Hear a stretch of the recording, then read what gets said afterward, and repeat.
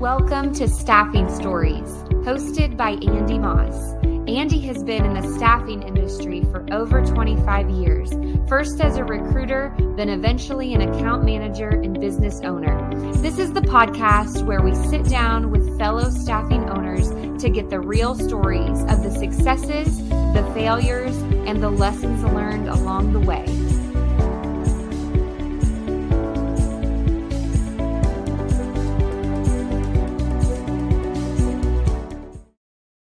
Hello, I'm your host, Andy Moss, and we are on episode 20. And it's kind of funny to see that we've been through 20 episodes, but we've had a blast doing this, and we're off to a quick start for 2023. And of course, I make a list of individuals I want to interview this year, and one of the ones was Mr. Aaron Grossman. I was lucky enough to have him volunteered by a friend of mine, Rob Mann, to be on this. So thank you for making the time. Oh, I appreciate you having me on your show and look forward to our conversation. Oh, yeah, it's going to be easy. So it's, we're two staffing guys and two software guys. And that was really what I've always been really admiring you from a distance of. You've done both recruiting and you've had software you've taken in the recruiting industry. I'm kind of on that path as well with my agency and also 3DIQ. And so I really want people to know what's behind Aaron and what drove you to start this and, go through this world. So why don't you introduce yourself for those of the ones that have lived under a rock and don't know who you are, but I'd love to know, just introduce it.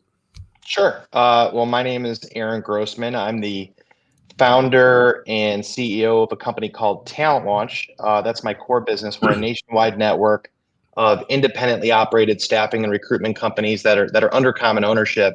And really with the concept behind that organization is that we are a tech-enabled shared services provider. So we provide, Bullhorn is our kind of centerpiece solution, but we provide a bunch of integrated ancillary technologies along with the technology that you had mentioned before that I created called Able, which is now part of Bullhorn. And we provide that to right now companies that we acquire. So successful staffing companies throughout the United States where the founder might not have a succession plan, we want to be their succession plan. And we maintain their brand identity within our ecosystem. And we supercharge them with our tech and also help to optimize and professionalize their systems and processes so that they can stay relevant and continue to grow for the future. And so that's been a lot of fun. We're about $200 million in revenue. Our goal is to be $1 billion organization within the next six years. So if you're looking to sell your business at all, come and talk to us. But we'll buy, those signs that say "We'll buy your house." It's exactly. I didn't realize that I didn't realize for one, I was an entrepreneur. Probably it took me 7 years to come to the conclusion that, okay, at least I'm an entrepreneur.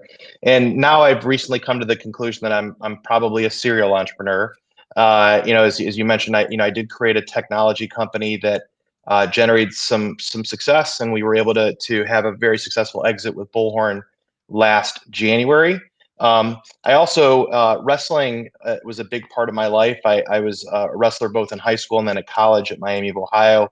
And wrestling was just everything. I attribute a lot of my success to that sport. Yeah.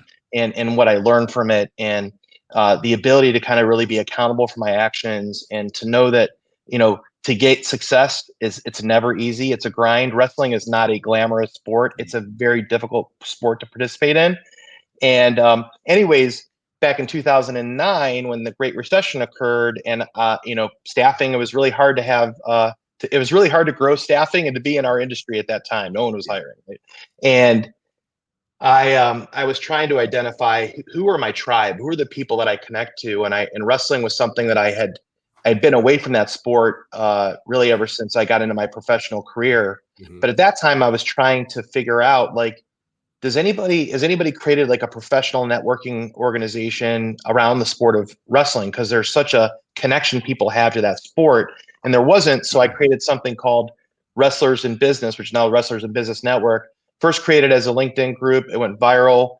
It became a nonprofit back in 2012. Now it has tens of thousands of members and chapters throughout the United States. It's now technically owned underneath the National Wrestling Coaches Association, but I still sit on the board of that and help to run our local chapter here, which has been so much fun, which has led me into my 5th year of coaching high school wrestling. So I'm the head assistant at Aurora High School in Ohio, where we took 2nd in the state last year. So we're a pretty good program, and that's been a lot of fun as well.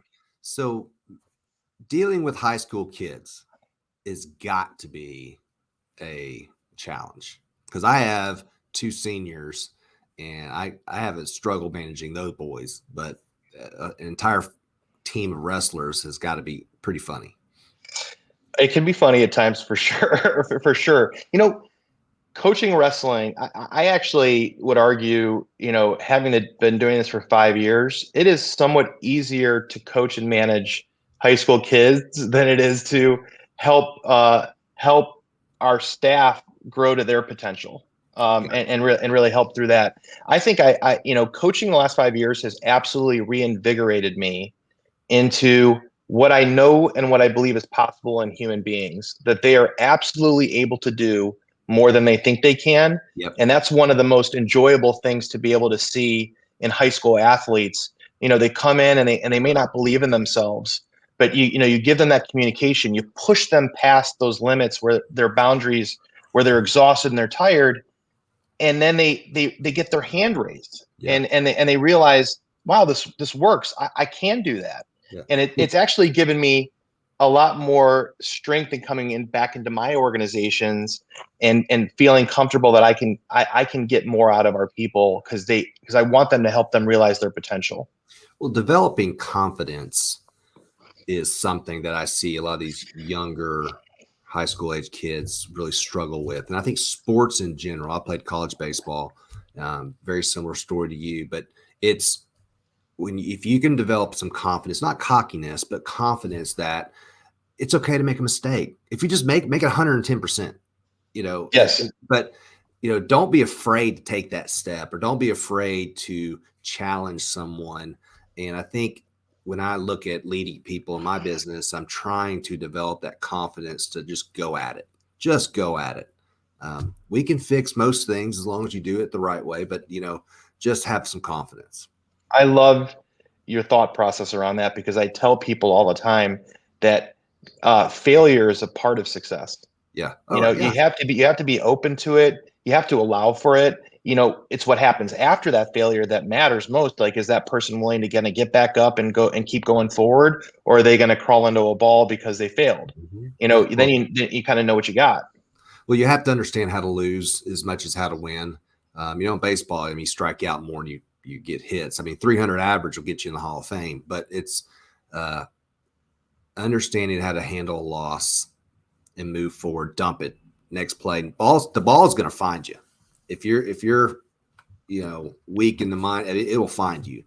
And I tell that to all my boys, but it's very interesting that's like a lot of us staffing owners have this athletic vein in us that is prevalent in our industry.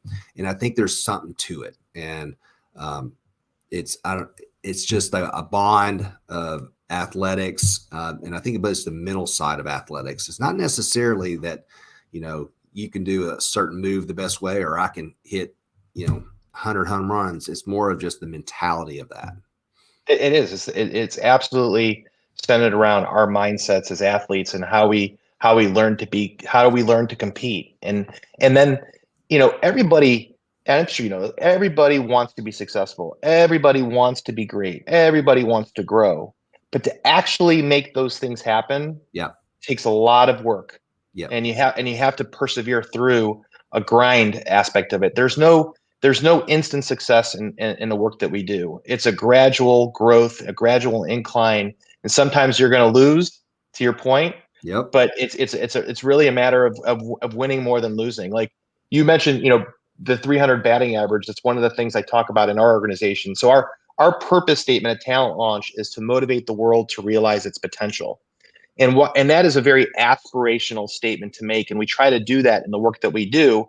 But I tell everybody, this isn't something that you're going to bat 1,000% on. It is so difficult to put talent in the right seat and at the right moment to realize that potential, unlock that potential. Yep. But if we can do it 30% of the time, we're in the Hall of Fame. Yep. And that's what I tell our people. Well, so walk me through, you college sports. How did you go from that into staffing? Did you run a desk or did you get recruited? Just let's go back in time a little bit and just kind of walk us through that. Yeah, I mean, I graduated from Miami of Ohio with a finance degree, was in commercial insurance in my first job, like brokering and actually brokering insurance to health club facilities because I like fitness. Yeah. Anyways, I had no idea this industry existed. I'm sure either. that a lot of people like no idea that I was looking for my next opportunity and I got a call from Robert Half International, and I was in Cincinnati, Ohio at the time. And I remember telling my mom, I'm like, I don't even know what this is. Temporary staffing. I didn't know that people paid other people to find them talent. Like Yep. I was like so thrown back. But I remember interviewing there and just, I loved that there were people that looked like me. There were, I was younger and obviously it was in my 20s. There were a lot of people that were my age and it was like a bullpen environment, a lot of energy. And I'm like, just give it a try. And I fell in love with the work that we do. I like the chaos of it.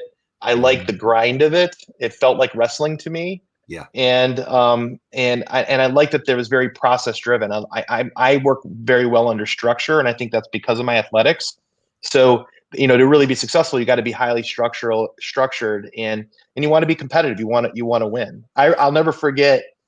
It was the first few months that I was working, and I was making a call, and actually like a regional manager was sitting that just happened to have a desk behind me, and I'm like, "You're working with who? They're the worst staffing agency ever. They're on Fortune magazine's worst. How could you work with them? You got to work with us." And like, she's like, "I love your energy. You got to tone this down, Aaron, a little bit." But I just wanted to win. Yeah. Well, and for me, the thrill of the game, what gets your blood boiling in sports is the same thing I got when I walked into Aerotech. When I started, I was 10 years with them in that the same environment of, I love people, but it was like, I could feel the energy, and was like, this is just like a ball game. And that's what I fell in love with. I was selling life insurance too. I hated life before I got to staff. So, I mean, God, I told myself, if I can sell life insurance, I can sell people. Right. So, Exactly. I didn't know it was here either, but it's been a great move for both of us, I would say. But so fast forward ahead, you're at Robert Half. Yeah. I started to show some success there. They promoted me and moved me up to Columbus, Ohio, where by that time, like I started to really get, what I've learned now, hindsight looking, is that I was always so curious as to why this process mattered. Like, why did you have to do it this way? And I was just so reflective of all of it. And then I started to kind of make it into my own. Yeah. And when I moved up to Columbus to manage a team, it was the Worthington branch. That was the first time I got to kind of put my own twist on things to run a division. And within 6 months, we grew to the third fastest growing division in the world for account temps. And that was kind of a defining moment for me that I'm like, I think I understand this business, and I know how to grow it in my own way. And quite honestly, what happened is that the commission structures were changed at the time. It wasn't to my benefit, and so I immediately said, why do I need to be a part of a $1 billion organization? I'm not selling the name anymore. I'm selling myself and what we can do. Yeah. Can I have the opportunity? Maybe I could start my own company. That's where I got incredibly lucky. Like, I think you would hopefully agree. Like, as an entrepreneur, a successful entrepreneur, luck is sometimes a part of the equation. You have to be in the right position at the right time. And I got really fortunate. Like, I didn't have the money to start my own company, and I met with one person who was out of Detroit, Michigan. His name's George Morales, and his partner Rich Lindbergh. And I got someone introduced me to them. I drove up there on a Saturday morning with no business plan because I didn't know how to do one. I had like some spreadsheets. I stood up and talked and presented with confidence for 45 minutes. Can't remember what I said, but literally the next day, George called me up and said, I'm in. I'm going to give you $250,000 to start your business. And that was the beginning of Alliance, which is still one of our operating company brands here in Cleveland. I had to choose between Detroit and Cleveland. And at the time I was living in Columbus, I didn't at that time want to come back to Cleveland. Now, since then, I love being back in Cleveland, but it was either Detroit or Cleveland. And at the time, it was 2001. I'm thinking this is like Iraq or Iran. Where do I want to go? Yeah. And I just chose. I chose where I was born and raised. So I came back to Cleveland to start Alliance. And I got the other path. So one thing is that someone gave me money to do this, and then the other is that he left me alone. He actually wanted me to this point of failure. Yep. He didn't want to tell me everything I need how to do this. He wanted me to figure it out. He's like, anytime I try to get him, because he had owned staffing companies before. So I'm like, all right, he's going to give me the answers of how to build the infrastructure. No. Anytime I'd ask him, he's like, hey, figure it out, make it happen. Yeah. Which happens to be one of our core values now, because it took me about 3 years where it finally hit me why he was doing that. He's like, use your brain, solve problems. But, a lot of the things I've learned in business boils down to common sense and doing the right thing, and just don't be afraid to make a mistake. I go back to that. It's just that, and I similar stories. You had backers as well to help me start, but you're going to make mistakes. I mean, it's just part of it. And if you're afraid to make a mistake in starting a business, so if you're out there thinking, man, I should start my own business, do it. You're going to make mistakes. It's just part of it. And you got to be okay with it. Just don't do anything unethical, question your morals, but just always boil down to just do what's right. And, your customers are your key, and just treat them with respect. Exactly. And obviously in that first year, it's, you gotta bust your butt. You gotta work. I was working from 6:30 in the morning till 9 o'clock at night. Yeah. Every night. And I told everybody, I'm like, I'm going to commit to this for 3 years. I'm going to work this hard for 3 years, and we're going to make it. The interesting story that I always tell, so there's a guy that started the company with me, Kevin Kramer, who's still with me today. He runs one of our practice groups, and he purposely, so we lived together down in downtown Cleveland, and he purposely did not get a bed for the first year. He actually purposely wanted an air mattress, because he wanted to tell us, he's like, I want to remember this moment when we started the business. I want to be able to tell stories of how hard it was. I slept on an air mattress for years here. But that's what we did. We just scrapped it. That is awesome. So I want to dive into something, there's everybody, owners, entrepreneurs, and staffing have their models they try to model after.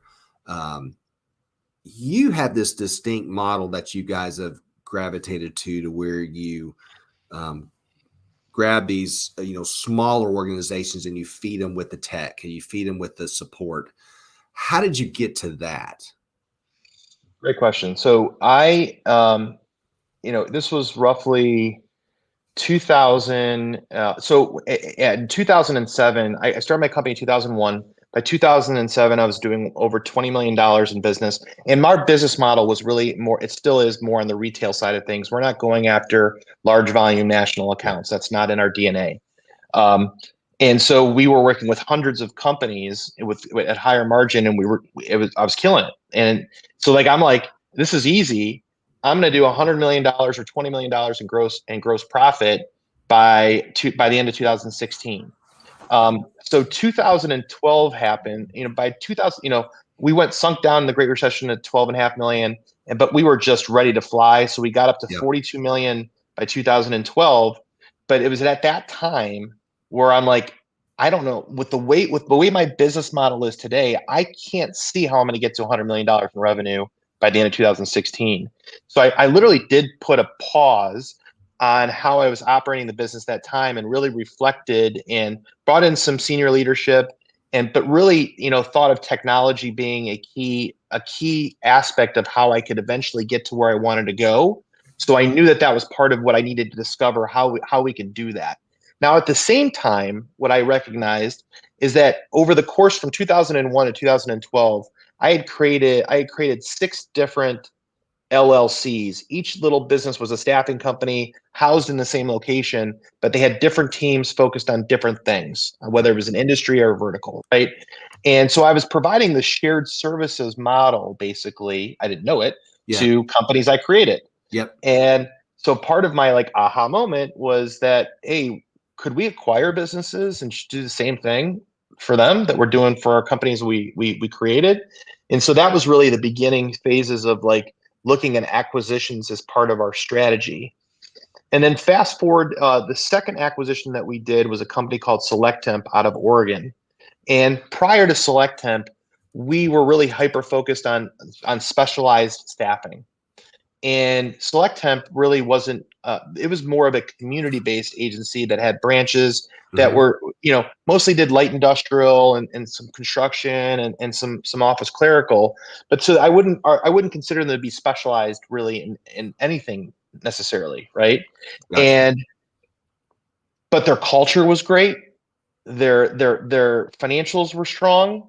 They'd been around for 25 years. And so we decided to take a leap of faith and bring that business into our world, which really changed everything. Because then Yeah.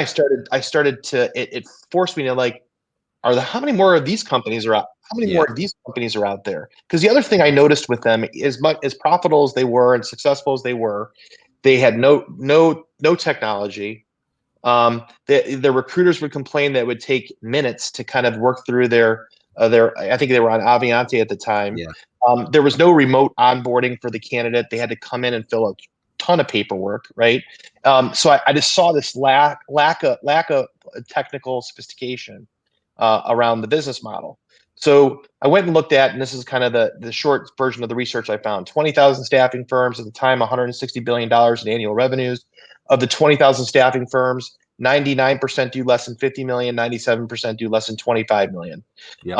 And then you combine that against the net promoter score that I think, I don't know who it is now, I know Innovero was, I don't know what the company is now, but like at Best in Staffing, which we participated in, the scores were awful on how Yeah. clients felt about the staffing industry. Like at one point it was a negative number.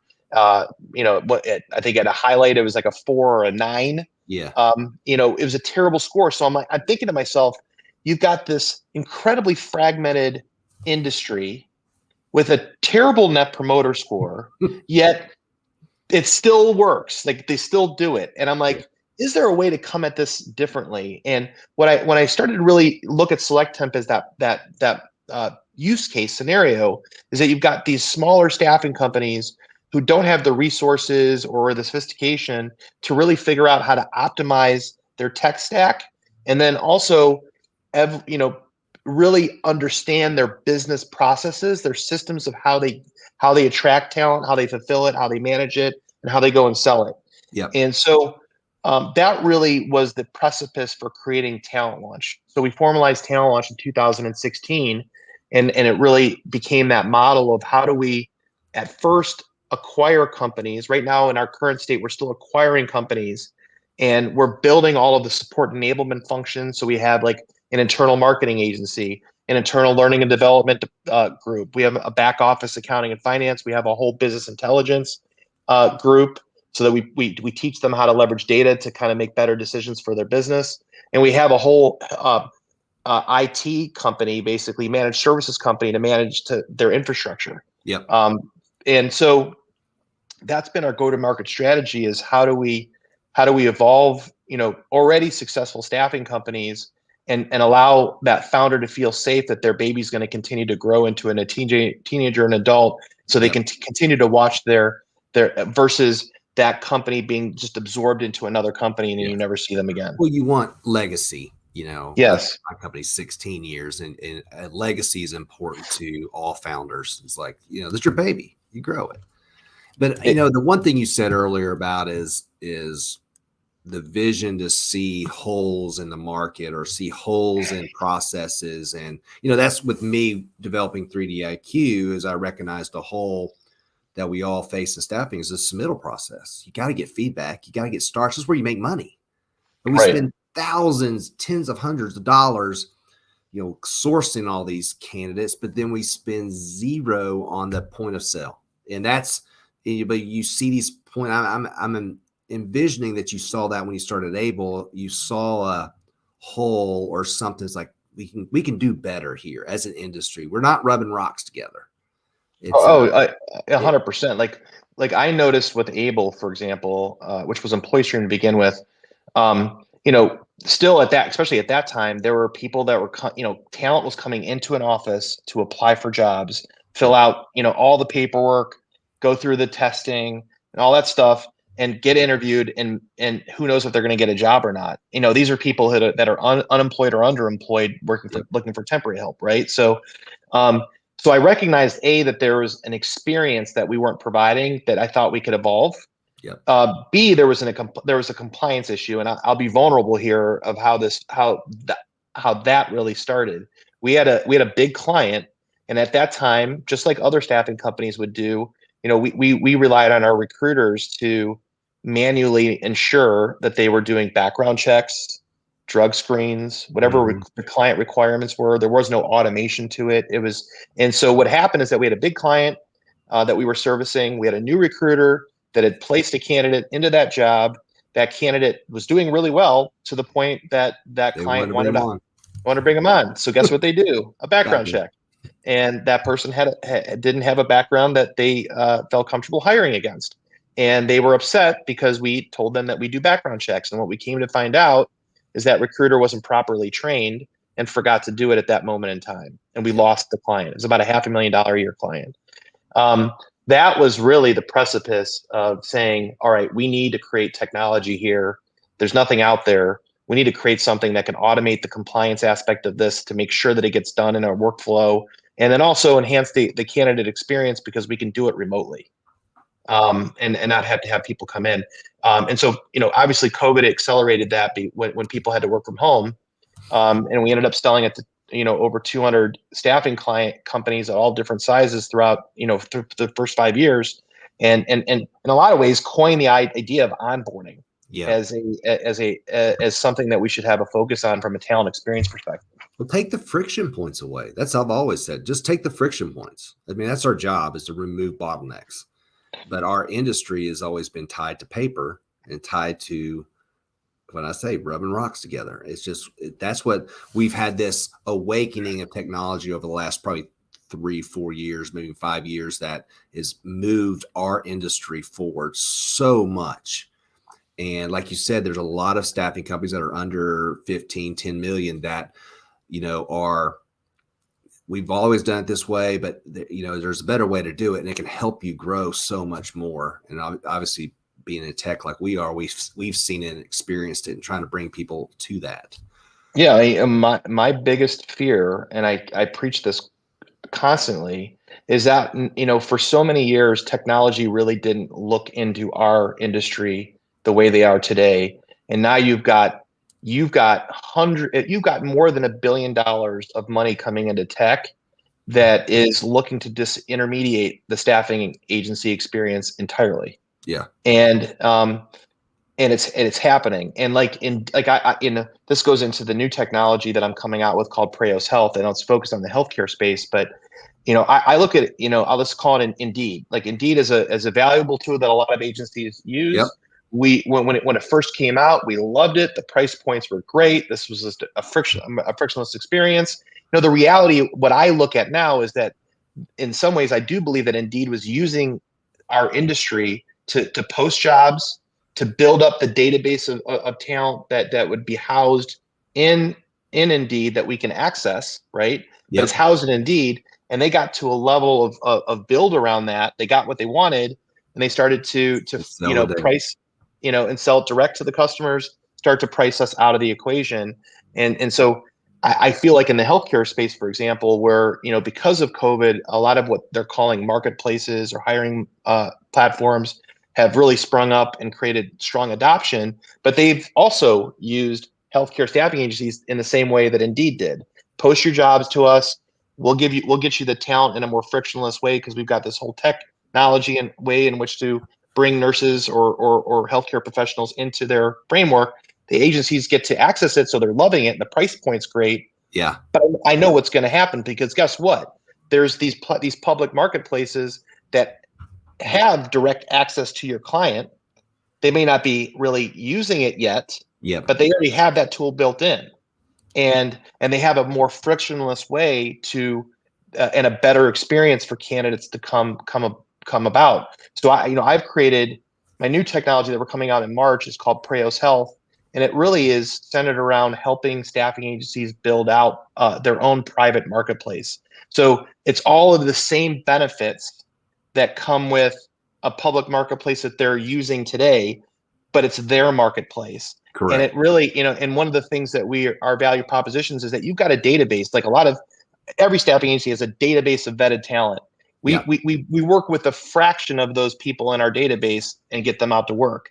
Yeah. And everybody else is either dormant, just sits in there. But we spent time, energy, and effort to vet them out and to get them to a place. When Preos allows the healthcare staffing agency to take that database and open it up into their private marketplace so that their clients, if they want to, can self-serve. Yep. Or it can, it allows an easier pathway for that database to see the open jobs because there's alerts that happen and whatnot. So it really gives a completely different experience to this. And, one of the coolest things that we've tested out with our pilots is that we've been able to showcase now with our integration into Bullhorn, virtually no recruiter intervention from the time a nurse applies to the job to the time they get the job. So if you're a staffing agency owner, you can now unlock your database and basically have, we were looking at Preos as, instead of hiring your traditional recruiter, hire Preos as your recruiter. Yep. They're gonna, we've formalized this.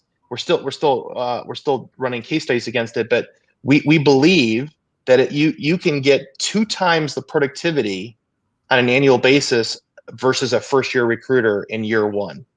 And guess what? The your Preos recruiter isn't going to leave next year. You don't have to worry about it leaving. But it's going to mimic what a recruiter can do with sourcing talent, fulfilling talent, and getting them on a job. You're basically just loading up your pool for your customer to go self-serve if they want to shop. Yeah, fill up their shopping cart. Yeah, off of your vetted talent, and who if you can create a great experience around that, who wouldn't want that? Well, it's coming up with ideas and taking it to market. What are some things that you would love to go back 10 years ago and tell Aaron, don't do that, do this? Well, I think with respects to technology, one of the things I learned in our first with Able was just the amount of tech debt that we took on. We tried to be everything to everybody, and ultimately a lot of those things get scrapped, and it becomes tech debt that can slow down the execution of the technology to your existing customers. And that was something that I learned the hard way. And then we had to actually hire resources to kind of solve for that side by side of still trying to operate the business. You're still trying to fly the plane and clean it up at the same time. Yep. And that was one of the pitfalls that we faced. I think just, and it's also making sure that you have a solution that's configurable, but you don't want to customize a ton of different solution sets against it, because then you can't scale that. Yeah. You can't scale it. It's also the user experience, because that'll help the adoption. That ultimately the recruiter that sits in that seat has to love using your product. It has to save them time. And so that's always a focus for us, that we try to focus, like what's going to keep them there. Like, say, what creates a moat around our product they can't get across. Nobody wants to jump around that. Exactly. I mean, we didn't know it at the time because it really wasn't a focus point or a theme called digital transformation that everybody talks about today. Yeah. But when I look back, we were really at the early stages of digital transformation for the industry. We're saying, hey, here's a core process, onboarding. We're going to digitally transform that, and so that you don't have to come into an office, fill manual paperwork out, and have to worry about all the compliance stuff. It's fully automated. Yeah. And digitized. And so, but really for me, to be honest with you, I've been talking about this lately, it was probably 15 years ago where I actually literally created this entire thesis of where I thought the industry was going to go. I actually said marketplace 15 years ago, before anybody knew that this thing. And one of the lessons that I've learned, and I can't take it back because it is the reality of things, is that as much as I could see the future, because obviously now I think I could, because it's happening, people weren't ready for it. Like, I had to talk about it and they weren't ready. I was actually trying to get video interviewing and video stuff before they had it. And I bought these $3,000 Polycom machines. I had an office in Cleveland and Columbus at the time, and I bought 2 of them. And I was just trying to show people, hey, look at you. That person we can interview somebody in Columbus. Yeah. And we can video interview them just like they're here. And just trying to get people to adopt to it was very difficult. COVID really accelerated everything. Yeah, it pushed all this to the forefront. Probably 10 years. Easy. At least. So now I'm having more fun because now everybody can see what I'm seeing. But things like that will move people forward in business. So you have a lot going on. How does your family deal with you with all the things you have? Well, I got a great wife, which is awesome. Patient.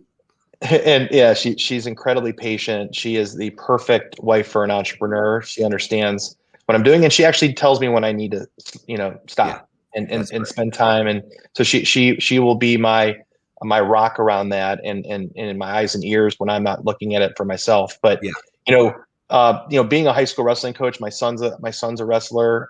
He's a junior in high school, so I get to spend time with him. And quite honestly, I'll just show you here. Like, this is a couch. This is I'm in the family room. This is my desk. Yeah. So I'm here. So even though I'm like working and I'm on video all the time, when the kids come home, I get to say hi to them. How was your day at school? Yep. I spend time with them after work. So I try to make my work a part of my life. Yeah. So that I'm not missing out on my family. Well, family time you can't replace it. Like, you cannot take your son's being a junior back to when he was once it's gone, it's gone. I'm watching my 3 boys grow up to be men right in front of me, and I'm like, God, where was it just yesterday? So it's amazing. We've got an incredible business, and I'm extremely humbled that you would talk to me today, and I'm very jealous of your business. So I'll keep watching it, but I don't know about that. It's sometimes I'm like, oh my God. You've done an amazing job, but I'm proud of you, and I'm proud of what you've created, and I look forward to seeing where it all takes you. But if you had to wrap this up, all right, Netflix or Amazon Prime, what do you think? Which one are you watching? Oh, I watch both, but Netflix. Netflix is my primary go-to. Okay. Amazon comes up with some good stuff every once in a while, but Netflix. Well, all right. Hey, it's a pleasure talking to you. I really have enjoyed this, so thank you so much. All right. Thank you. I appreciate you having me on today. The Staffing Stories podcast is brought to you by 3DIQ. Founded by recruiters for recruiters, 3DIQ's industry-leading product suite complements your submission process in Bullhorn from start to finish and helps you deliver a cutting-edge customer experience. Triple your placements with our powerful resume submission platform, candidate marketing, and client portal. Visit 3diq.com/stories to learn more.